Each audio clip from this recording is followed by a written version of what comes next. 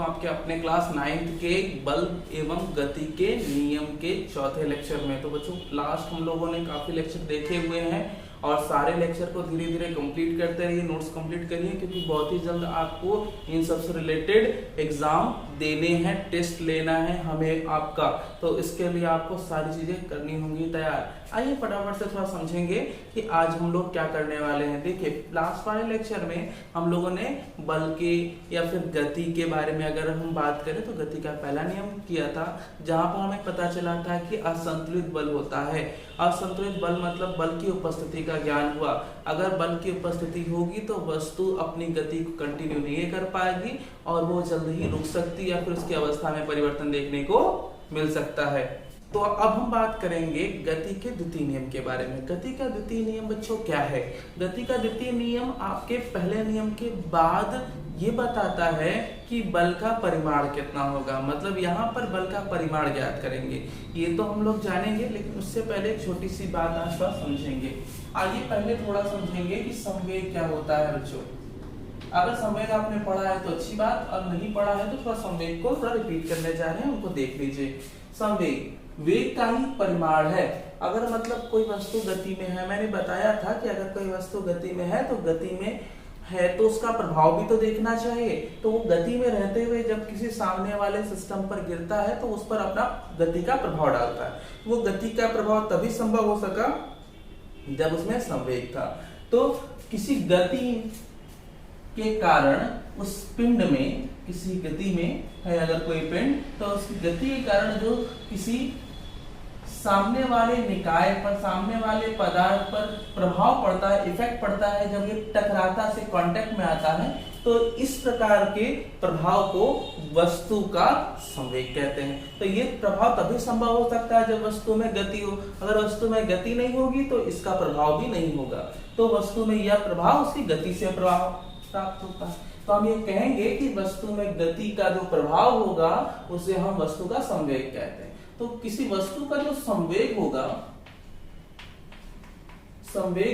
उसे हम लोग कैलकुलेट करते हैं, ज्ञात करते हैं। कैसे? वस्तु के द्रव्यमान, क्योंकि बिना द्रव्यमान के तो करेगा नहीं, वस्तु के द्रव्यमान तथा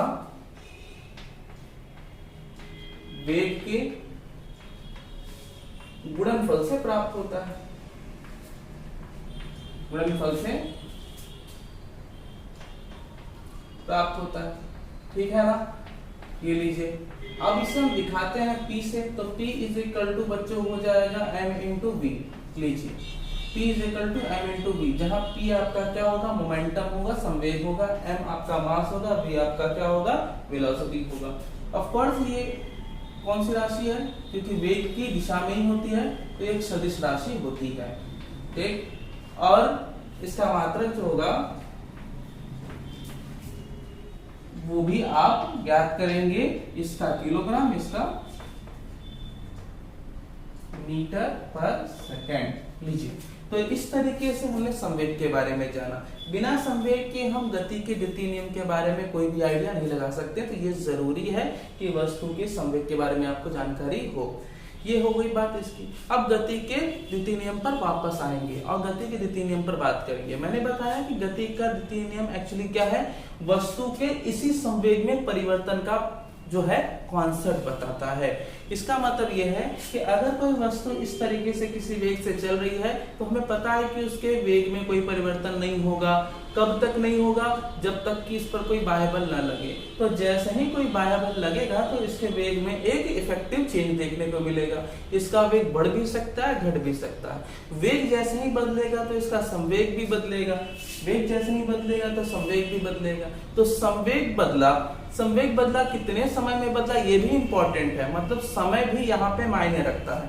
तो यदि किसी वस्तु के संवेग में किसी क्षण परिवर्तन देखने को मिलता है तो संवेग में परिवर्तन इसीलिए देखने को मिला कि इस पर कोई बल लगा।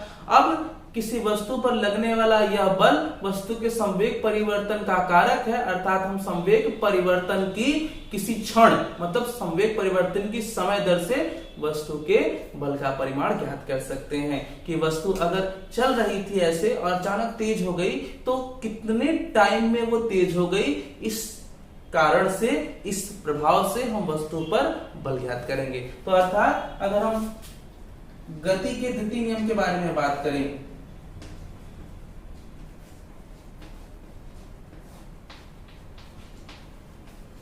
गति के द्वितीय नियम के बारे में बात करें तो गति के द्वितीय नियम के द्वारा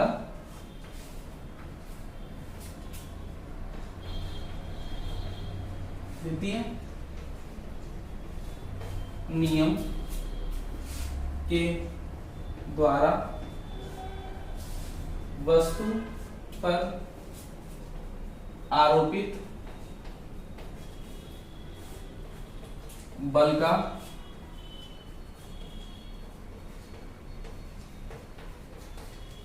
परिमाण ज्ञात किया जाता है। ठीक, इसके पीछे भी इसका भी कुछ फॉर्मूला होगा, आइए वो देखेंगे।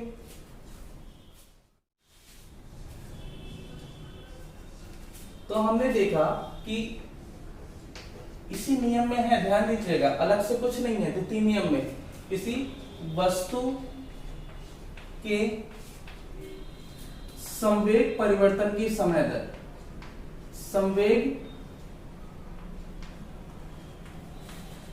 परिवर्तन की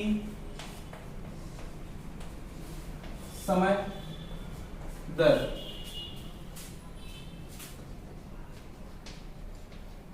वस्तु पर बल कहलाती है।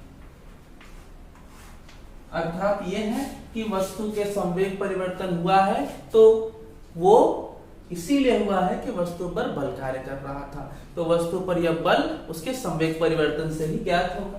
अर्थात हम इसको लिखना चाहें तो लिख सकते हैं del small p upon del t। लीजिए, यह है आपके गति के द्वितीय नियम का मैथमेटिकल एक्सप्रेशन, मतलब गणितीय स्वरूप। अब यहां से हम जानते हैं कि डेल p आपका क्या है, संवेग परिवर्तन, और डेल्टा t क्या है, समयांतराल, और ये है वो बल। तो अब हम इसके गणितीय स्वरूप को थोड़ा और क्लोज से समझेंगे।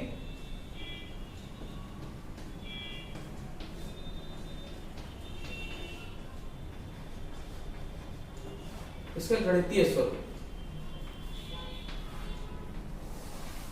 ठीक है, क्या होगा। सिंस हम जानते हैं कि किसी वस्तु का जो संवेग है, अगर पहले से ही चल रहा है वस्तु, तो उसका जो प्रारंभिक संवेग होगा वो होगा nu। ठीक है, इसको हम लोग कहेंगे प्रारंभिक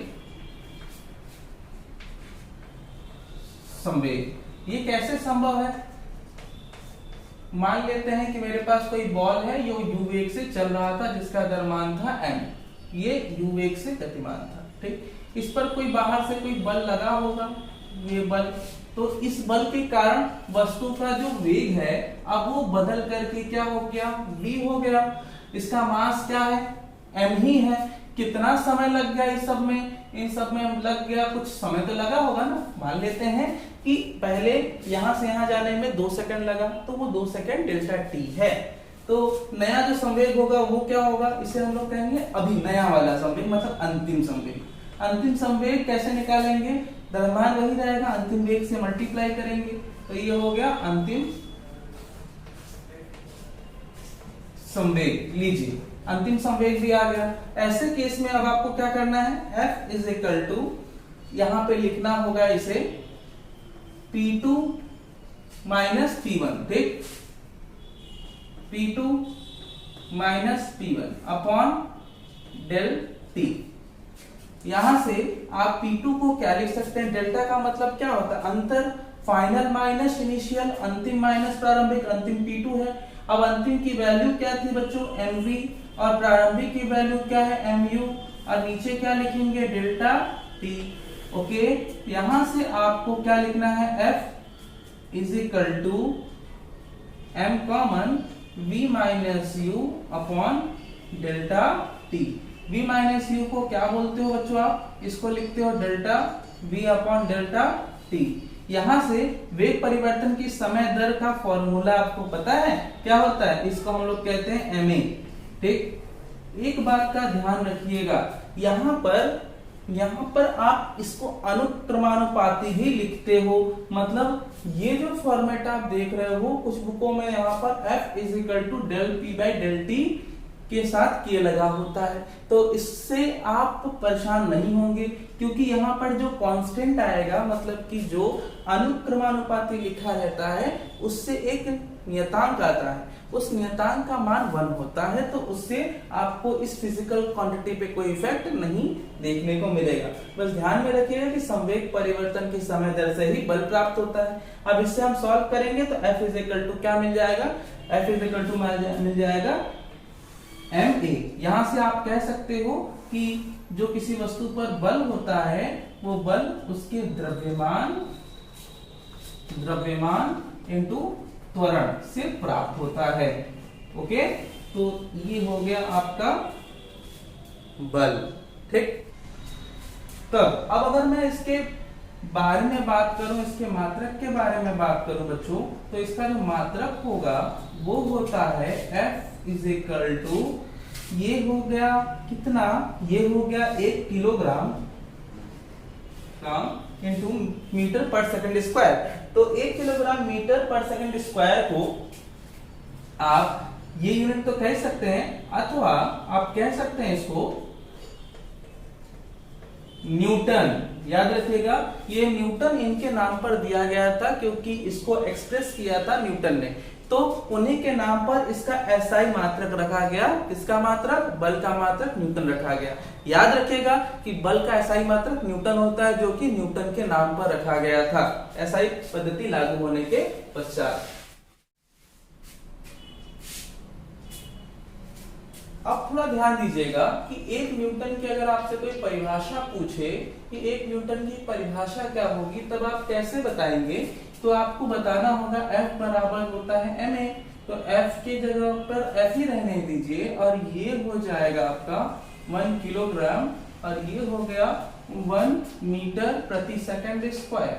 ठीक, तो यहां से F जो है वो 1 न्यूटन होता है। ठीक, तो 1 न्यूटन जो है वो आपका आ जाएगा। तो 1 न्यूटन की परिभाषा क्या हुई, 1 न्यूटन किसी वस्तु पर वह बल है जो एकांक द्रव्यमान मतलब 1 किलोग्राम के वस्तु में 1 मीटर प्रति सेकंड स्क्वायर का त्वरण उत्पन्न कर दे। मतलब आप इसको 1 किलोग्राम मीटर प्रति सेकंड स्क्वायर तो कह सकते हैं, ये पूरा 1 न्यूटन है। तो 1 न्यूटन वस्तु पर वह बल है जो एकांक मतलब एकांक द्रव्यमान की वस्तु में एकांक त्वरण उत्पन्न करती।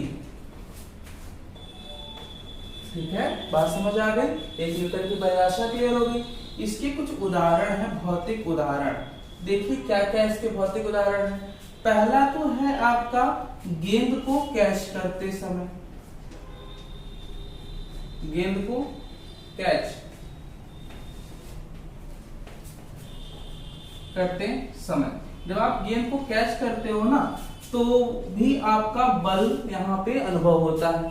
मतलब जब गेंद आ रही थी तो उसका वेग अधिक था और आपने उसको पकड़ा और गेंद को पीछे की ओर धीरे धीरे खींचा, आपने ज्यादा से ज्यादा समय लिया उसको रोकने में। तो जब आपने हाथ को पीछे किया तो उसको ज्यादा टाइम दिया, जितना ज्यादा टाइम देंगे आपके हाथ पर उतने ही कम चोट लगेगा। क्योंकि आपको शायद याद होगा कि F बराबर होता है del P by del T. तो जितना ज्यादा समय देंगे उसके संवेग में परिवर्तन होने में उतना कम बल लगेगा, क्योंकि ये एक दूसरे की क्या है, रेसिप्रोकल है, उल्टा है। ये जितना ज्यादा समय लेंगे आप उतना कम बल आपके हाथों में रहेगा, चोट उतनी ही कम लगेगी। ये हो गया।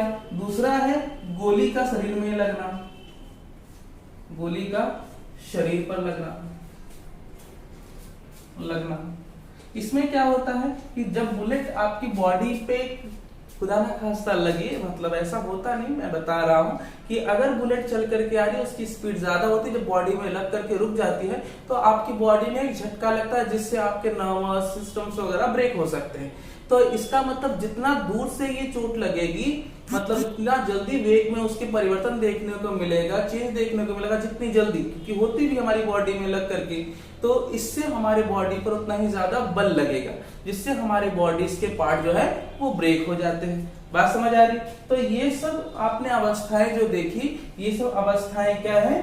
आपके बलों का प्रभाव है। ठीक है, तो ये बातें हो गई आज आपके बल के दूसरे नियम के बारे में। अब अगले क्लास में हम लोग बात करेंगे द्वितीय नियम के बारे में। तब तक के लिए अपना ख्याल रखिए।